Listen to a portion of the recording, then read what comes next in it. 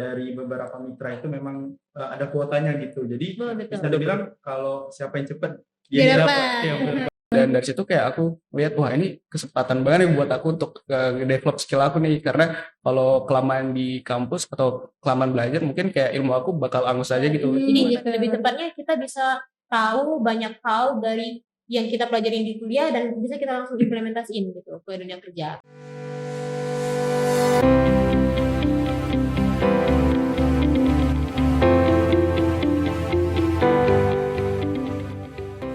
Halo Median. Hai. Selamat datang di podcast Mediasi, bernarasi, berdialog, dan menginspirasi. Bersama saya, Nabila Rizka Ayu, yang bakal memandu podcast kita kali ini. Nah, di podcast kali ini kita bakal membahas topik yang lagi happening banget nih di kalangan mahasiswa, yaitu program Merdeka Belajar Kampus Merdeka. Nah, di sini kita bakalan ngobrol-ngobrol bareng teman-teman mahasiswa jurusan Sistem Informasi Angkatan 2020. Halo semuanya. Halo Kak Nabi. Boleh dong kita kenalan dulu nama kalian siapa, terus kalian dari kelas mana? Oke, jadi perkenalkan nama saya Tiara Anissa, saya dari kelas Sistem Informasi Bilingual A 2020. Halo Tiara. Oke, kalau aku Farhan Augustiansyah, aku dari Sistem Informasi Reguler C 2020. Halo Farhan. Kenalin, aku Muhammad Fajrul Azim dari kelas Sistem Informasi Reguler C Angkatan 2020. Halo Fajrul. Oke, jadi kalian semua sama-sama semester 6 ya sekarang. Oke, nah sebelum kita masuk ke pembahasan kita mengenai pengalaman mereka di MBKM nih, mungkin masih banyak teman-teman di sini yang nggak tahu atau belum ngerti banget apa sih MBKM itu. Boleh dong kalian jelasin dulu MBKM itu program apa? Oke, jadi MBKM ini sendiri itu program yang diinisiasi oleh pemerintah langsung nih dari Kemendikbudristek yang bertujuan untuk menjadi wadah bagi mahasiswa di seluruh Indonesia dalam mengembangkan potensi diri mereka. Oke, program dari pemerintah berarti ya. Betul. Oh, benar banget. Terus mahasiswa di sini juga diberi kesempatan untuk implementasi langsung nih terkait pengetahuan mereka. Jadi mereka bisa tahu best practice terkait pengetahuan yang mereka miliki di dunia industri itu kayak gimana atau di masyarakat ya. Untuk programnya sendiri itu ada banyak banget ya Kak. Nah, yang pertama itu ada magang. Nah, itu program yang kita ikutin sekarang yang kemarin. Terus selanjutnya ada studi dependen, ada program mahasiswa, ISMA tuh yang mau keluar negeri. Terus banyak lagi lah pokoknya dari MBKM ini sendiri. Oke, jadi banyak banget kegiatan-kegiatan dari MBKM ini ya, macam-macam gitu ya, dan kalian semua ikut magang semua nih. Iya, Oke, kalau kalian sendiri ikutnya magang di mana? Kalau aku itu di Telkom Indonesia, di posisi Sistem Analis dan Quality Assurance. Oke. Keren banget. Kalau Farhan? Kalau aku kemarin alhamdulillah di Dewan Perwakilan Rakyat Republik Indonesia keren banget. sebagai mobile programmer. Oke, Tiara? Kalau aku kemarin berkesempatan di PT Bank Rakyat Indonesia dengan posisi Quality Assurance Engineer. Oke, berarti kalian semuanya di tempat yang berbeda ya. Kalau mekanismenya sendiri itu sama nggak? Kalian semua offline atau gimana?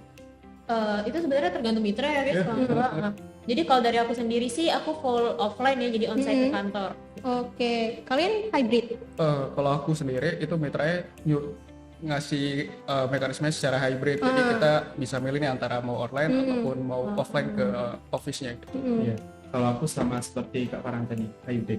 Oke, berarti fleksibel gitu ya kalau kalian ya. Dan untuk waktunya sendiri gimana? Berapa lama? Kalau waktunya sendiri sih dia 4 bulan ya guys kemarin. Oke, sama-sama 4 bulan tapi mekanismenya berbeda sesuai mitranya.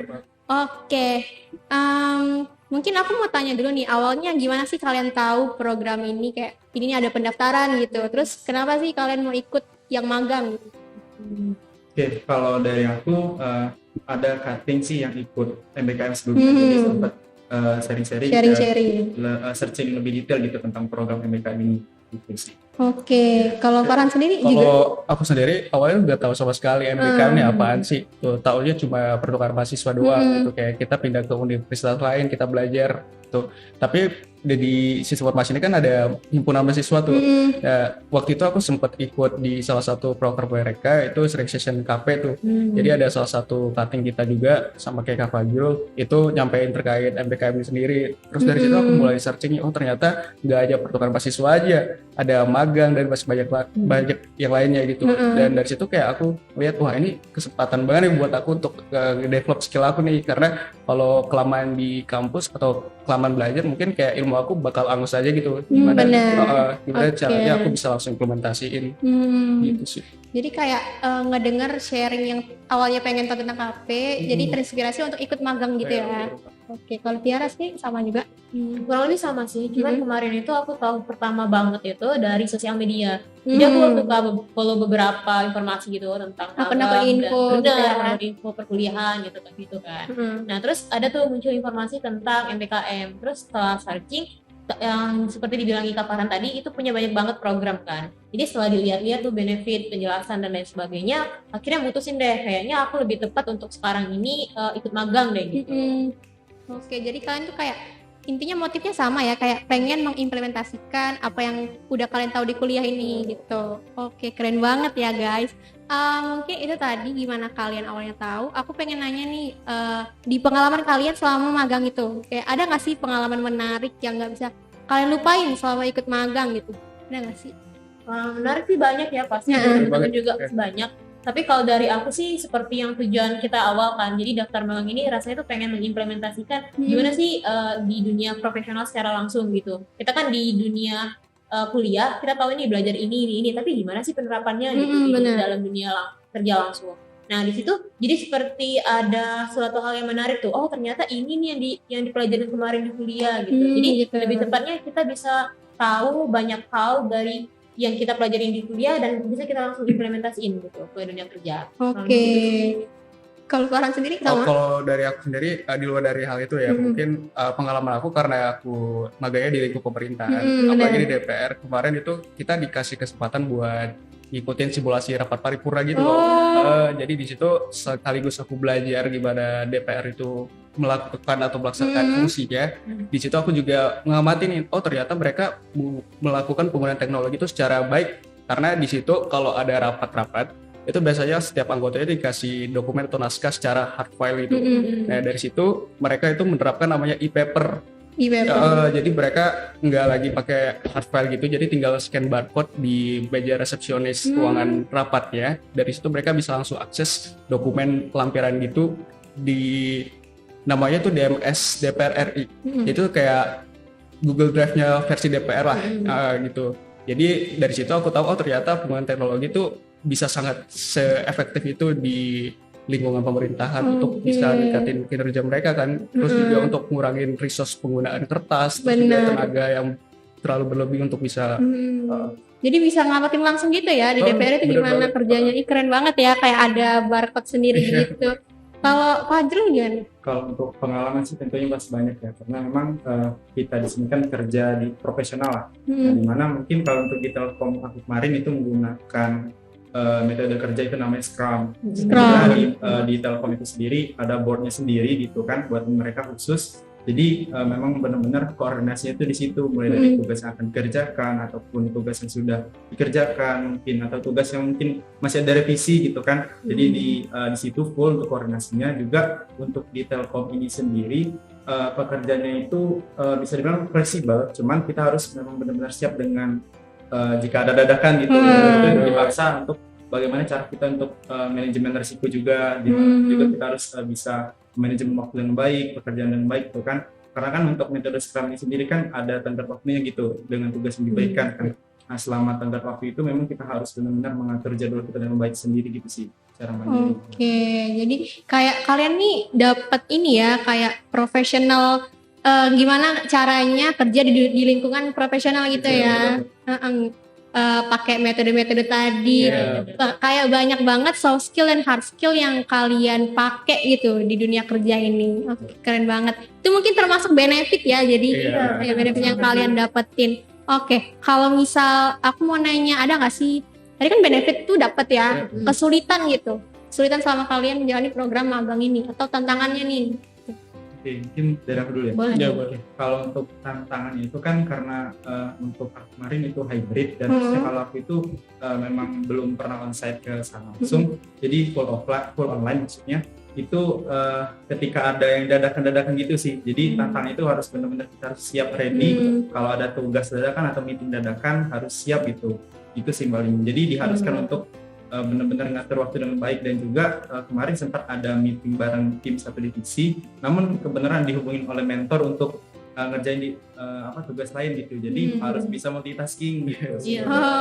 Oke. Jadi dapat skill baru juga nggak sih? Iya. Jadi multitasking, terus time managementnya jadi ditingkatin gitu. Oke. Kalau Farhan ada nggak Bener banget tantangan itu? yang disampaikan Kak Nabila tadi, time management tuh. Karena kebetulan kemarin itu aku masih ikut kelas di kampus. Masih jadi kayak multitasking benar, kuliah juga gitu ya? multitasking juga. Jadi Oke. kayak ribet banget gitu loh kalau mau Pindah-pindah. pindah-pindah ke mana ya, harus di Kerjain duluin, duluan, iya, iya. urgentnya mana nih gitu. Jadi pemikiran ini nggak sih kayak apa ya?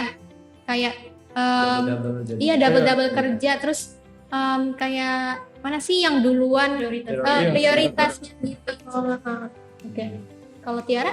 Kalau aku sih tantangan ya. Jadi mungkin aku cerita sedikit tentang project aku kemarin ya. Jadi aku tuh projectnya tentang robotic process automation gitu, RPA. Nah jadi itu kita kayak menjalankan gimana sih cara membuat suatu pekerjaan yang tadinya manual nih kita otomatisasikan gitu. Nah jadi di situ tuh di posisi aku quality assurance, kita tuh kayak dituntut banget untuk melihat ini kerja robot tuh kan cepet ya, kayak kita tahu kan berapa yang tadi misalnya 5 menit bisa 1 menit tuh jadi kerjaan robot. Nah jadi di situ kita benar-benar harus teliti nih, apalagi quality assurance kan, untuk mengetahui nih yang mana sih yang beda nih, yang mana nih celah yang bisa jadi bug dan lain sebagainya. Dan menurut aku yang tantangan terbesarnya itu kayak kita dituntut benar-benar untuk teliti dan profesional. Oke. Jadi gimana ya, benar-benar terimplement gitu ya skill-skill yang harus dipakai di dunia kerja. Oke. Itu keren banget sih aku dengerin cerita-cerita kalian. Mungkin aku mau nanya, kayak kan kalian tadi kayak banyak skill gitu ya yang harus dilakuin selama magang. Ada nggak sih kriteria khusus atau kriteria umumnya juga boleh kalau untuk teman-teman medians yang mau ikut MBKM gitu? Oke, kalau untuk kriteria sebenarnya nggak ada kriteria khusus, sebenarnya balik ke mitra masing-masing. Namun kalau kriteria secara umum ya pastinya masuk aktif dan minimal itu semester 5. Oh, minimal semester 5, berarti kita masih bisa ikut? Masih bisa ikut. Oke. Aku punya cerita nih. Jadi boleh. kemarin kan aku coba apply di Traveloka. Jadi Iya. mereka tuh udah nyantum itu kriterianya tuh bahwa saya minimal semester 7. Iya betul. Tapi aku nekat daftar tuh, padahal masih semester 5 kan. Nah, jadi itu sih yang penting, kalian harus benar-benar perhatiin, jangan sampai kalian stuck di satu mitra terus kalian nggak kelihatan lagi dan kalian bingung nih, ini nggak diproses kenapa gitu. Padahal salah di kalian sendiri karena nggak kelihatan kriteria itu. Oke, jadi kayak tiap mitra tuh beda-beda juga ya, walaupun secara umum tuh minimal semester 5, tapi bisa aja yang mintanya semester 7 minimal. Oke, berarti benar nih guys, kalian harus teliti kalau mau ikut MBKM ini, benar-benar harus research posisi ataupun mitra yang kalian pilih itu harus benar-benar kalian tahu itu posisi apa dan kriterianya gimana supaya enggak kayak kelewat ya, kayak kamaran tadi ya. Oke. Mungkin itu tadi kriteria nih. Menurut kalian ngelihat kriteria tadi, menurut kalian teman-teman medians tuh bisa nggak sih jadi the next sobat MSIB gitu? Bisa banget sih pasti. Bisa banget. Oke, katanya bisa banget nih guys. Ada nggak sih tapi tips and trick nih, karena kalian udah ikut sebelumnya, mungkin kalian udah ngerti, kayak ada nggak sih tips buat teman-teman medians kalau mau ikut MBKM ini?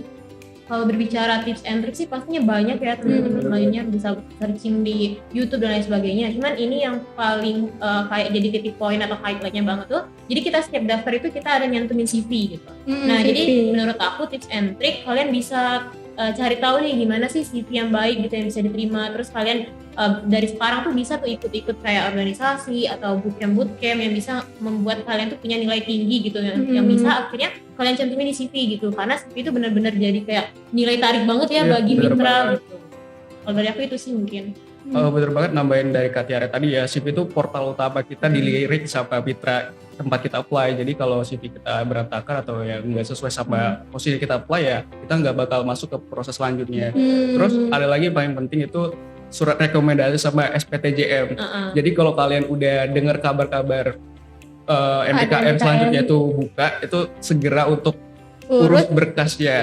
Jangan kelewatan dan jangan sampai telat gitu, karena itu sayang banget sih kalau kalian miss terkait hal itu. Terus mungkin dari preparation interview, jadi setiap proses recruitment itu ada interview. Benar. Jadi kalian biasin aja untuk latihan gimana jawab pertanyaan HR itu kayak gimana gitu. Mungkin itu sih. Oke. Mungkin kalau dari aku yang dijelaskan oleh Farhan tentang surat rekomendasi dan PDRM itu mungkin kalian cepat-cepat ngurusinnya, karena memang dari beberapa mitra itu memang ada kuotanya gitu. Jadi bisa dibilang kalau siapa yang cepat dia dapat. Ada beberapa mitra yang gitu. Dan juga mungkin kalau dari teman-teman di sini jelasinnya jalur darat namanya, kita lihat usaha, lihat prepare interview dan segala macam, dan jangan lupa juga jalur langit gitu. Jangan lupa berdoa, jangan lupa minta restu dari orang tua gitu. Oke, jadi ada jalur darat, ada jalur langit ya. Oke, berarti tinggal lautnya aja. Tinggal laut. Kalau ngapain dong berenang? Oke, berarti kita harus intinya kita tuh harus prepare banget ya, prepare diri, prepare pemberkasan dan juga restu orang tua tadi. Oke, keren banget ya guys teman-teman mahasiswa jurusan sistem informasi ini.